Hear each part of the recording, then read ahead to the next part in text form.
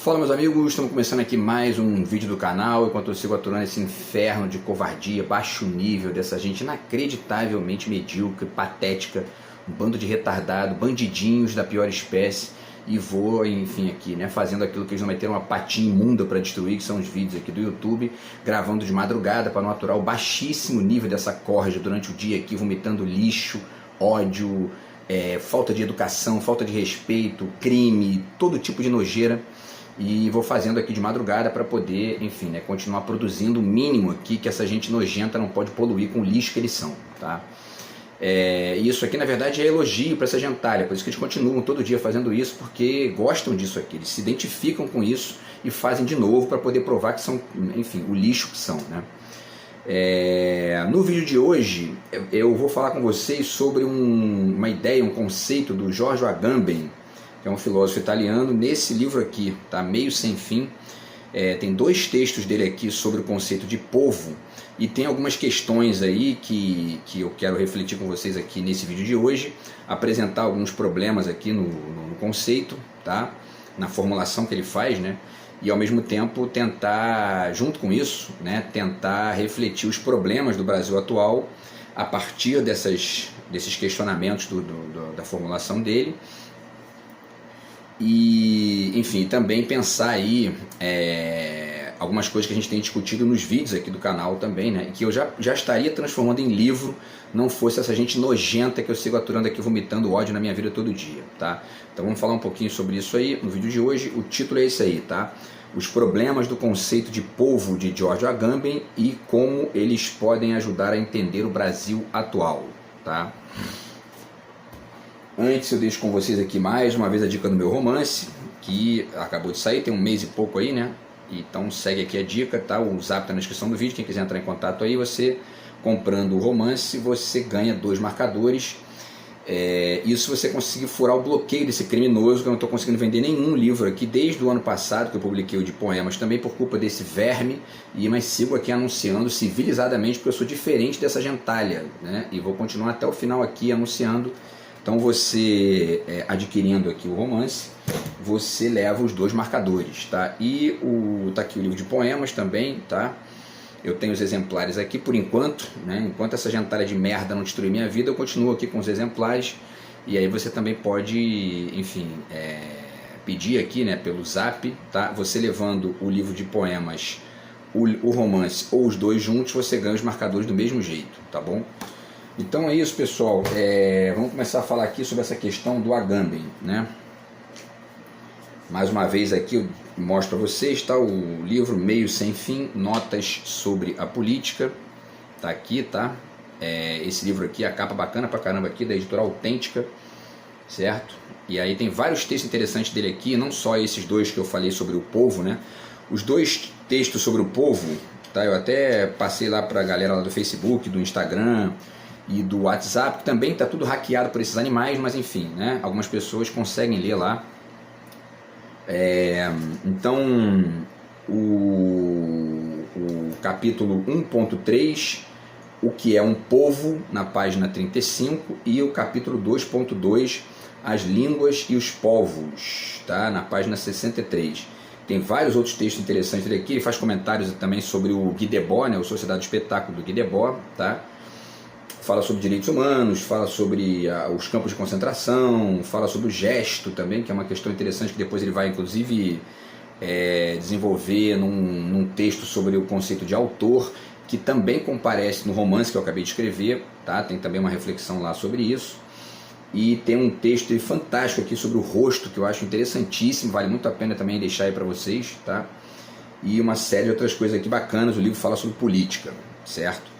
Bom, pessoal, e aí então vamos falar um pouquinho aqui sobre esses 2 textos dele, tá?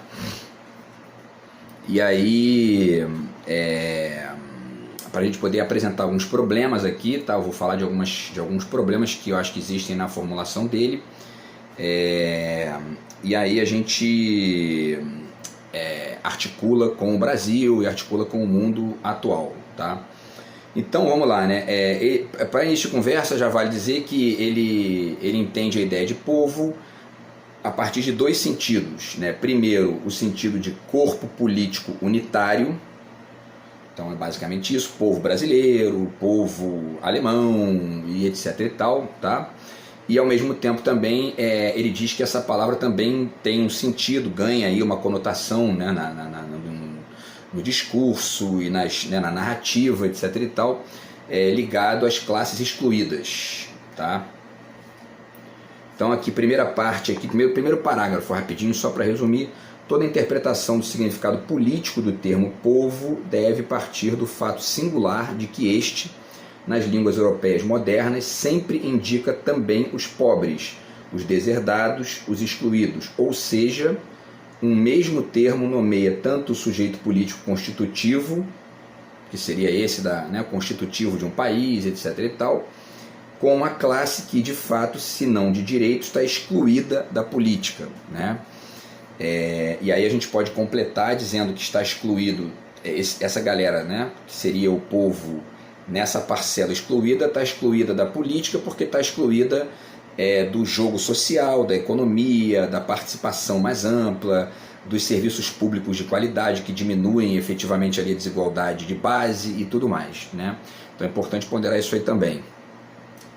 E aí, eu já faço aqui um comentário que é o seguinte, né? Essa ideia dele de corpo político unitário, a gente pode ler melhor, né? E aí vocês vão ver que isso permite que a gente chegue em conclusões diferentes daquelas que ele chegou ali, tá? A gente pode ler melhor a partir da ideia do Zizek aqui, tá? A visão em paralaxe, que eu já falei disso aqui, né? Da questão da idealização mútua do significado. Então, quando você entende que essa noção de povo, essa noção de um agrupamento com pretensões unitárias ou com pretensões de coesão interna mínima, né? Ele não é absolutamente unitário, né? Ele está ali, enfim, servindo como uma espécie de membrana, né, social, coletivo, etc. e tal, para adensar minimamente uma quantidade gigantesca de diferenças, né?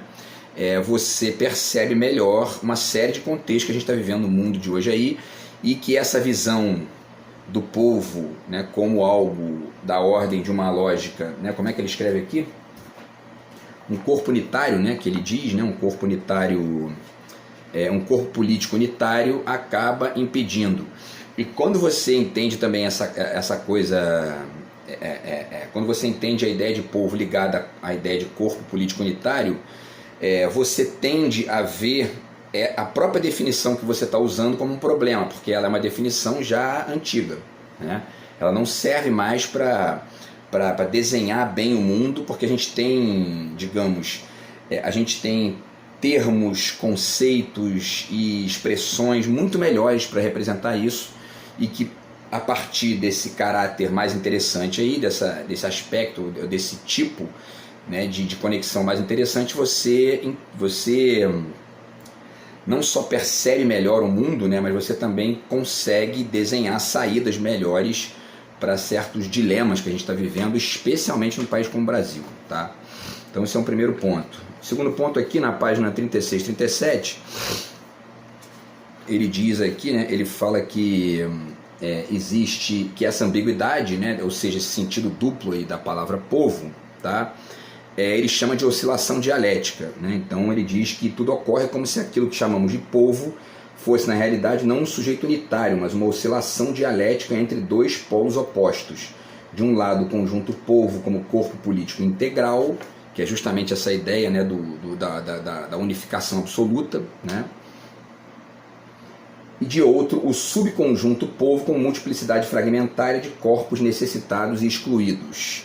E aí, repito, né, isso seria uma oscilação dialética, né, ou essa conclusão dele já é uma conclusão, digamos, pré-complexa, que acaba impedindo de perceber, enfim, a complexidade, né, com perdão da redundância aqui, a complexidade mais ampla do contexto para pensar melhor a questão, né?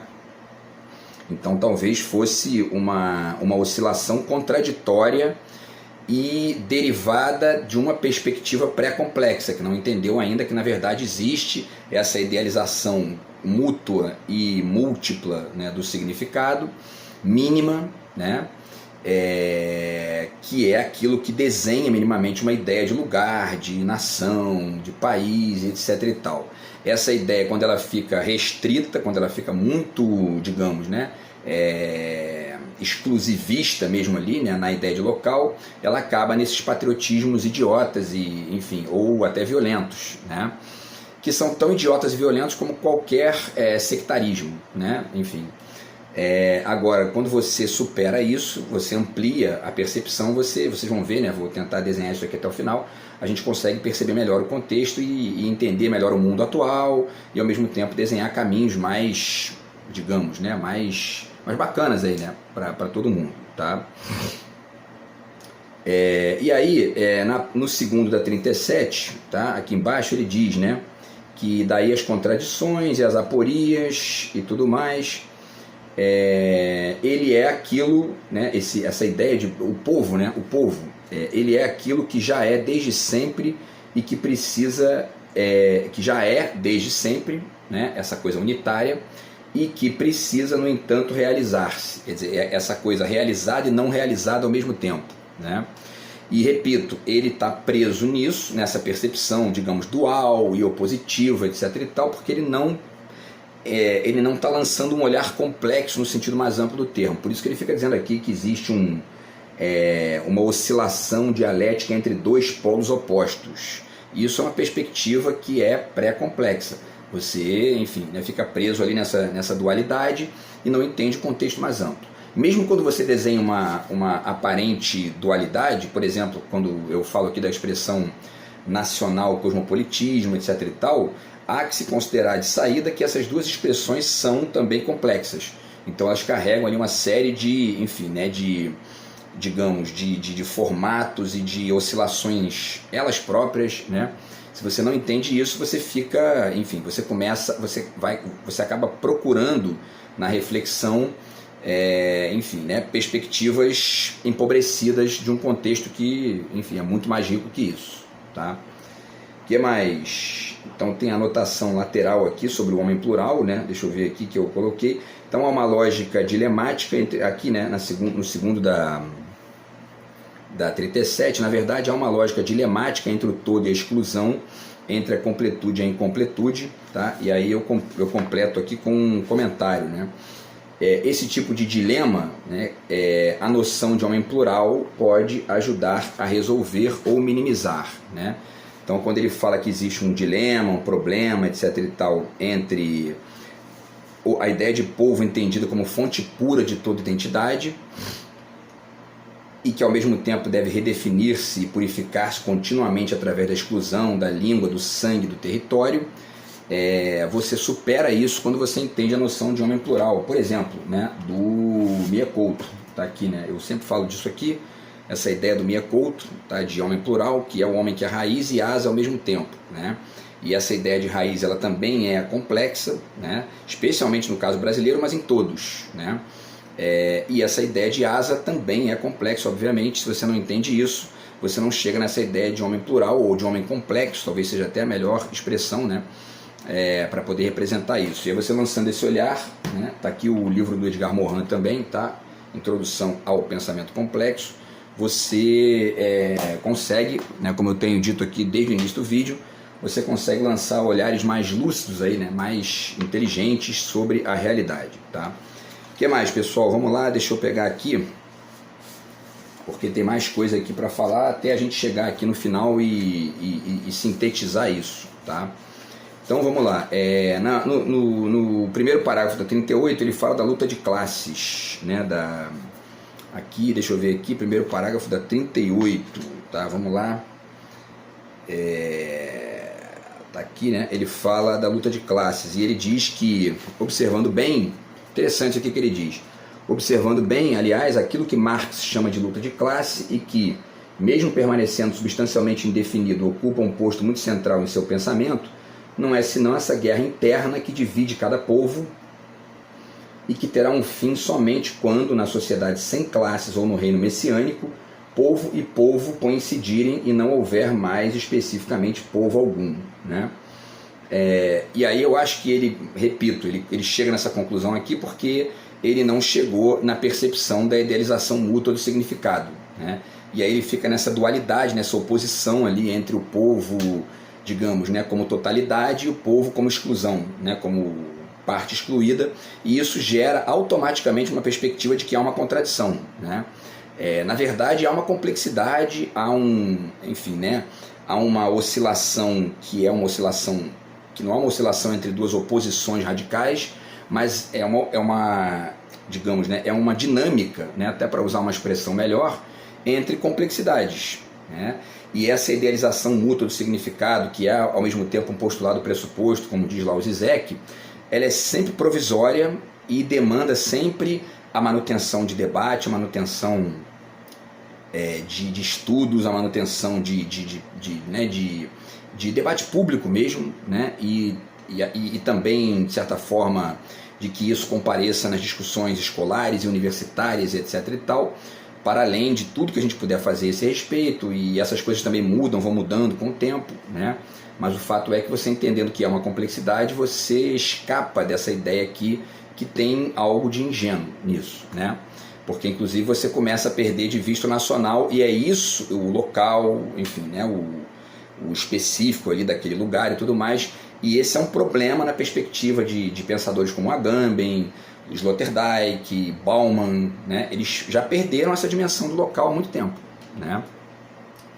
Enfim, no primeiro da 39 ele diz, né, que essa tentativa, né, de reunir essas duas, de fazer uma cisão, né, entre o povo total e os excluídos, né, reúne, segundo modalidades e horizontes diferentes, esquerda e direita, países capitalistas e países socialistas, unidos no projeto, em última análise inútil, porém que se realizou parcialmente em todos os países industrializados, de produzir um povo uno e indivisível.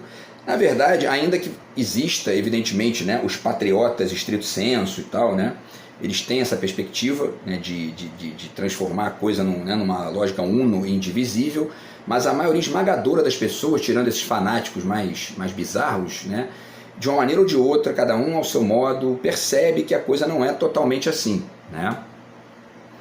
E mesmo que não perceba de maneira reflexiva, etc. e tal, funcionam a partir dessa lógica. Quer dizer, né, o sujeito, enfim, tem um parente que mora, não sei, né, enfim, tem um parente que mora na Alemanha, aí, né, o parente visita que é a casa dele no Brasil, e há uma troca cultural mínima ali que se constitui, e isso escapa de qualquer tentativa idiota ou ingênua de resumir a pessoa e o lugar mesmo, né, numa coisa uno e indivisível, tá?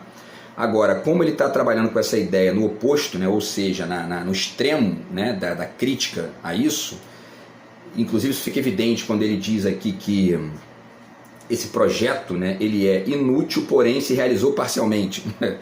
Né? Então, enfim, talvez o projeto talvez o problema aqui seja que como ele está muito preocupado com essa perspectiva que ele chama de uno e indivisível, ele fica dizendo que ela é inútil.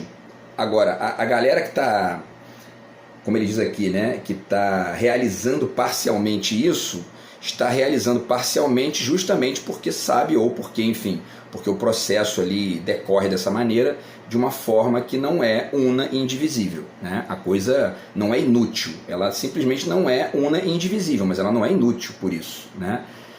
Ele entende como inútil porque ele está preso na ideia de que esse caráter uno e indivisível tem que ser totalmente abandonado, porque ele não chegou nessa perspectiva complexa do homem plural, do Miyakoto, do Morin, etc. e tal, tá? Que mais? Aí na 39 ainda ele fala da questão dos judeus, né? E aí ele faz uma distinção, deixa eu ver o tempo aqui, se não der tempo eu faço mais um vídeo, porque tem muita coisa interessante aqui, né, para falar nesse texto aqui.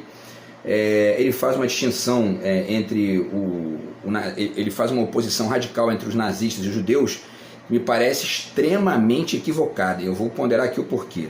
Ele diz: o extermínio dos judeus na Alemanha nazista adquire, nessa perspectiva, um significado radicalmente novo. Como povo que recusa integrar-se no corpo político nacional, os judeus são os representantes por excelência e quase o símbolo vivente do povo, daquela vida nua que a modernidade cria necessariamente no seu interior, mas cuja presença não consegue mais de algum modo tolerar. Ele está entendendo os judeus a partir daquela perspectiva da diáspora, etc. e tal, e enfim, todas as corruptelas que decorrem disso aí e tal, que se misturam com as teses pós-modernas de globalização, modernidade líquida, etc. e tal, tá? E acaba tendo uma perspectiva meio que algo, digamos, messiânica, talvez seja o caso, né? Ou pós-utópica, enfim, né? Para usar algumas expressões aí recentes, sobre os judeus, que me parece bastante ingênua, tá? Eu vou tentar desenhar rapidamente aqui o porquê. Tem um comentário que eu fiz aqui, então isso tem algo de ingênuo, porque existe uma lógica de grupo, ou seja, uma lógica coletiva, muito forte nos judeus. A diferença é que essa lógica de grupo é religiosa e sectária ao extremo, e não nacional, mas é tão localista, é tão grupista, digamos, né? É tão sectária quanto qualquer patriota violento, né? E o caso do Netanyahu e dos sionistas mais violentos lá também demonstra isso nitidamente, né? Mas talvez a melhor forma de ver isso não seja nem nos sionistas, seja de fato nos ortodoxos, né? Os judeus que enfim, né? Que muitas vezes ali não pode nem cruzar judeu com não judeu, é um negócio assim, né? Mas ao mesmo tempo, como eles têm eles não estão muito vinculados à ideia do nacional, e essa ideia do nacional parece nitidamente uma ideia que gera uma crise na cabeça desses pensadores que são mais ligados ao pós-moderno, ao múltiplo, enfim, etc. e tal, ao plural desconectado da complexidade. Eles ficam meio que deslumbrados com os judeus, né? E isso eu acho que atrapalha a entender melhor a questão, tá? E aí nesse contexto, né, o nazismo então ele defende que seria a forma extrema da tentativa de criar o povo total, né? E ele acha isso porque ele não olha para a coisa com a chave da complexidade, né? Porque, enfim, o que mais aqui, né? Eu vou continuar aqui tentando argumentar isso. Agora, o ponto-chave é o seguinte, né? Essa ideia que ele criou sobre os judeus, e que é uma ideia meio que generalizada no debate intelectual, etc. e tal, ela tem esse problema, né? E aí, onde está a base dessa leitura equivocada? Está justamente nessa desconexão do nacional que esses pensadores acabam desenvolvendo, acabam exercitando ali, né? E eles ficam procurando uma referência para poder designar, né, essa oposição nacional, e os judeus são a referência perfeita, não só pela questão da diáspora, etc. e tal, mas porque depois da Segunda Guerra eles passaram a figurar como o povo que foi radicalmente oprimido pelos nazistas nesse contexto, né, de defender o nacional e de excluir o aparentemente difuso ou aquilo que não se conecta com o nacional. E vocês vão ver, para finalizar aqui esse ponto ainda, o quanto que isso gera conclusões equivocadas quando ele vai falar aqui da Palestina, tá? Depois eu posso até adiantar isso aqui já. Ele vai dizer que, enfim, esses povos sem Estado, né, que, por exemplo, a Palestina, os curdos que estão lá no Iraque e uma série de outros povos aí, né, eles são perseguidos, né, justamente porque eles não querem ter um Estado, né?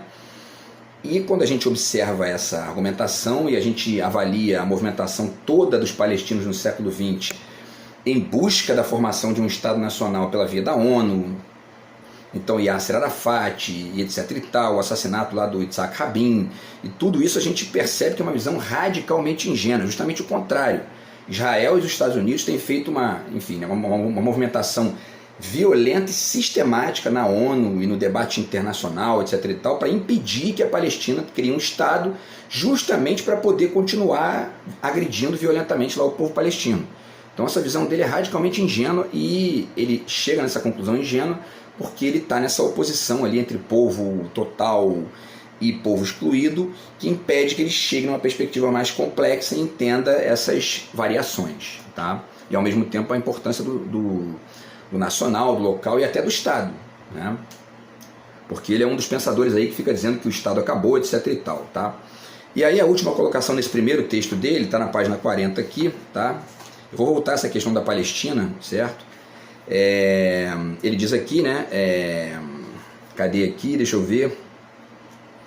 E aí ele fala o seguinte aqui então, né? Que hoje o projeto democrático capitalista de eliminar, através do desenvolvimento, as classes pobres, não só reproduz no seu interior o povo dos excluídos, mas transforma em vida nua todas as populações do terceiro mundo. Somente uma política que tiver sabido prestar contas da decisão biopolítica fundamental do Ocidente poderá deter essa oscilação e colocar um fim na guerra civil que divide os povos e as cidades da Terra. Eu diria que a questão não é de deter essa oscilação, porque ela é inevitável, né? Ela é parte da complexidade. Tá? Agora, a questão é substituir, não a oscilação povo-povo que ele trabalha, né? Mas entender que existe uma complexidade e que essa complexidade é inevitavelmente oscilante, dinâmica e etc e tal, porque senão você fica, se você continua nessa lógica opositiva pré-complexa que ele está aqui, você começa a tentar desenhar, você fica buscando como desenho de solução deter a oscilação. Ele diz isso aqui abertamente, né? Somente uma política que tiver sabido prestar contas da decisão biopolítica fundamental do Ocidente poderá deter essa oscilação e colocar um fim na guerra civil que divide os povos e as cidades da Terra, né? Então a questão não é de deter essa oscilação povo-povo, a questão é substituir essa oscilação por outra oscilação, na percepção, né? Que seja complexa, né? Ou seja, pautada pela idealização mútua do significado, uma complexidade mais ampla, melhor desenhada e que dê conta tanto da complexidade do local quanto da complexidade do mundial, do geral, do globalizado, etc e tal, tá? Tem mais coisa aqui, então na verdade a partir de agora eu já ia entrar aqui no outro capítulo, né, no As Línguas e os Povos, mas eu vou fazer o seguinte então, pessoal, eu vou finalizar aqui agora, né, porque não vai dar tempo nem de começar, e aí faço mais um vídeo aqui para poder refletir alguns outros detalhes dessa mesma questão, mas no segundo artigo dele, tá, que é As Línguas e os Povos, para poder, enfim, amarrar isso, finalizar no vídeo que vem, puxando essa questão para a questão brasileira e para a questão do mundo atual, a partir de algumas questões que a gente tem discutido aqui nos vídeos do YouTube. Beleza, pessoal? Então é isso, a gente se fala aí no próximo vídeo. Grande abraço aí, tamo junto. Fui!